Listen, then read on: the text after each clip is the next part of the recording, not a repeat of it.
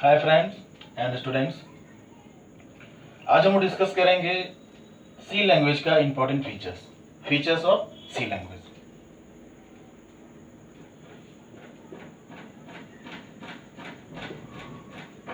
Feature of C language.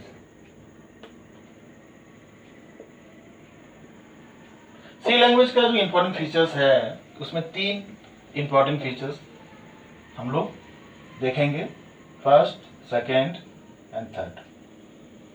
First feature जो है उसको हम लोग कहते हैं पोर्टेबिलिटी।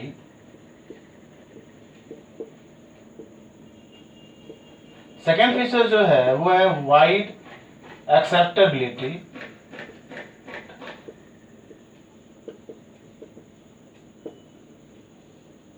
और थर्ड फीचर जो है वो है फ्लेक्सिबिलिटी।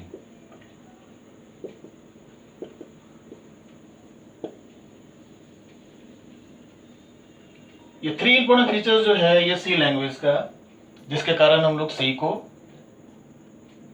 इंपॉर्टेंस दिए हुए हैं। तो हम लोग ये क्वेश्चन बहुत सिंपल है और ये क्वेश्चन में हमेशा स्टूडेंट्स कंफ्यूज करते हैं कि how to write the answer लिखने से पहले हम लोगों को कॉन्सेप्ट क्लियर होनी चाहिए। अगर आपके पास कॉन्सेप्ट क्लियर रहता है तो आप अपने शब्दों में आंसर लिख सकते हैं।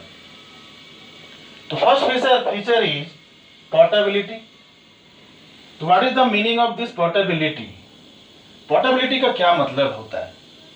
पोर्टेबिलिटी का मतलब ये है सी लैंग्वेज के हेल्प से, जैसे हम लोग लास्ट क्लास में पढ़े थे कि there is 2 types of software, system software and application software.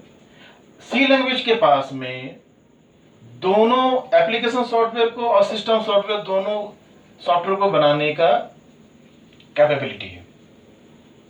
Now अगर सी लैंग्वेज के हेल्प से हम अगर सॉफ्टवेयर डिजाइन करते हैं पेंटियम 1 मशीन में, तो पेंटियम 1 मशीन में अगर ये डिजाइन हुआ है सी लैंग्वेज के हेल्प से सॉफ्टवेयर, तो वो इजीली पोर्टेबल होगा पेंटियम 2 कॉन्फ़िगरेशन ऑफ सिस्टम में भी, पेंटियम 3 में भी ये पोर्टेबल होगा और पेंटियम 4 में भी ये पोर्टेबल होगा।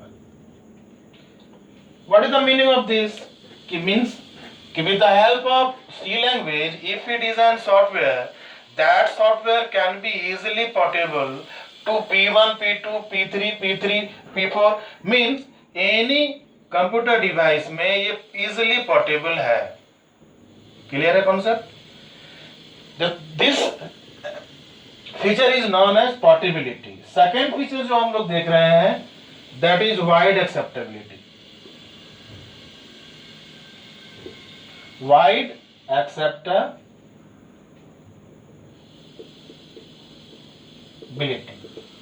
वाइड एक्सेप्टेबिलिटी का क्या मतलब है?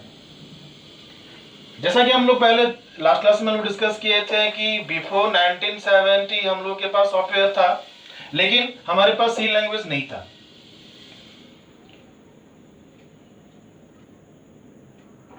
बिफोर 1970 सिस्टम सॉफ्टवेयर को बनाने के लिए हमारे पास जो इंजीनियर्स थे वो असेंबली लैंग्वेज के हेल्प से सिस्टम सॉफ्टवेयर बना रहे थे।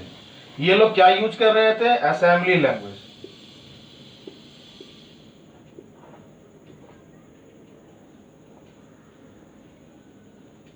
तो ये जो इंजीनियर्स ग्रुप ऑफ इंजीनियर्स थे वो सिस्टम सॉफ्टवेयर को बना रहे थे बिफोर 1970। सिस्टम सॉफ्टवेयर को बना रहे थे with the help of assembly language. और इसके साथ ये प्रॉब्लम था असेंबली लैंग्वेज के साथ कि ये मशीन डिपेंडेंट था। एप्लीकेशन सॉफ्टवेयर को बनाने के लिए बिफोर 1970 ग्रुप ऑफ इंजीनियर्स थे, लेकिन ये इंजीनियर्स जो थे with the help of Fortran, Pascal, BASIC language, with the help of that language ये लोग एप्लीकेशन सॉफ्टवेयर डिजाइन कर रहे थे। तो this group of people and this group of people they are working separately, but when the C language come into the picture, जब C language आया तो सी language के पास में कैपेबिलिटी था कि ये सिस्टम सॉफ्टवेयर भी डिजाइन कर पाए और ये एप्लीकेशन सॉफ्टवेयर भी डिजाइन कर पाए। तो with the help of C language these engineers can design system software as well as these engineers can design application software। तो इस कॉन्सेप्ट को हम लोग कहते हैं वाइड एक्सेप्टेबिलिटी। ओके, तो ये कॉन्सेप्ट समझ में आ रहा है कि वाइड एक्सेप्टेबिलिटी क्या है? It's okay.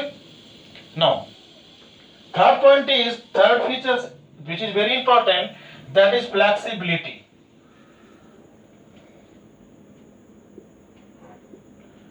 फ्लेक्सिबिलिटी